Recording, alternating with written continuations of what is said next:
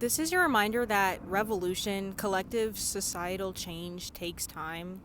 And when I was high, not too long ago, I was thinking to myself how when you zoom out and look at like society, and not just like American society, but like global society, like the collective consciousness, everybody that is a fucking human being who has a conscious, who has beliefs, who has a subconscious, who has fucking a heart, a soul, whatever, like that makes you a whole and complete human being. We all play a role in how society is shaped and formed.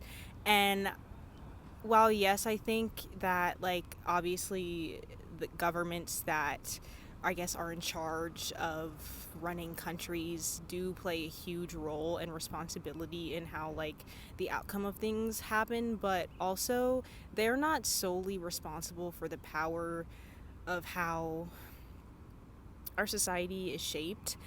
And we as the people, like everybody, like whoever's watching this, me, the people who are here at this park, play a huge role and have a huge responsibility in the future of what we want our world and society to look like. And while change takes time, and even thinking about the formation of our universe and even Earth and how those things took billions of billions and billions of years, like good things take time, and being patient is truly something that, sometimes it's hard to be fucking patient, but it's not impossible and it's definitely manageable. But societal change that we want to see for the betterment of our world, of our countries, of ourselves takes time, and we have to really learn to be patient with that. And I was just thinking about how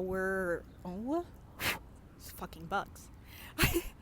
We're truly like at the beginning, like change is always happening, it's always happening, it's always going to happen, but we're like truly at the beginning. We're nowhere near the end of where I feel like a majority of people want to be. I mean, a lot of people are not on the same page with where we want society and change to go and to happen, but if we really want to see the world be like, I mean, obviously the world's not going to be fucking perfect, but I think imagining a world that's more peaceful and more in unity and love base is not too far-fetched. And if we really want to see that change, like we have to realize and understand that our collective like consciousness, our collective beliefs, our collective shadow, our collective fears, our collective unhealed wounds and childhood traumas and wounded inner children are contributing to the way the world operates, and it's going to contribute to how our societal future manifests. And I think that if we really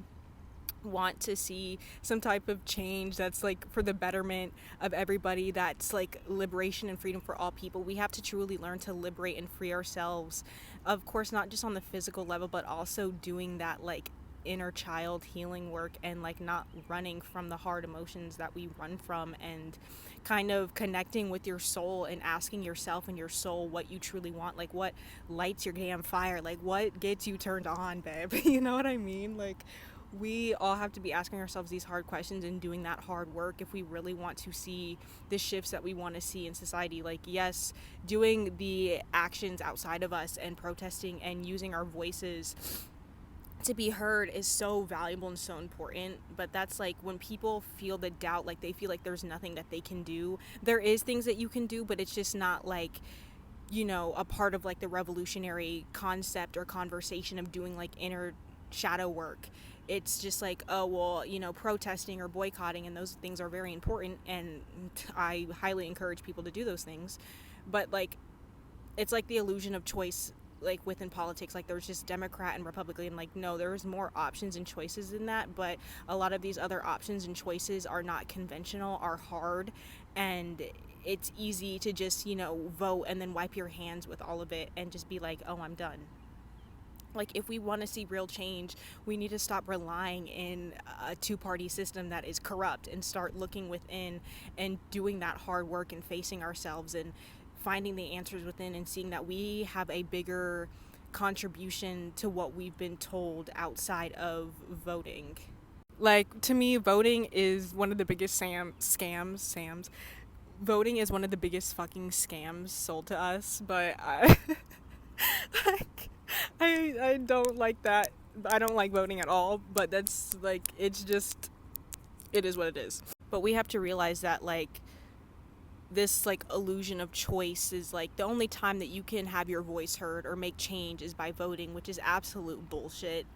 And that is just how we continuously give our power away, by thinking that the only way that we matter, that we can actually contribute to something great or society or save, quote unquote, our country, which that's a whole nother conversation, um, is by voting. But that's not true. But that's how they literally like energy harvest, babe. That is literally how they fucking harvest our energy. And by giving our power away, to by thinking that we as the people can't make societal change any other way other than that. But like, you have to step beyond the veil. You have to zoom out of the country that you think only fucking exists, or that you are the only person on this earth that matters, that's going through something. Like, we're all going through something, but it's like there's so much you can get done with complaining, until you have to realize that like you have the power to change your situation and your circumstances. And now, given obviously this is not talking about people who are in war zones and all of those things, right? Like, people are born into circumstances that they can't truly escape, or that they have no control over. But like, as people who have the privilege to do that, like me, we have the power to do that. And like that,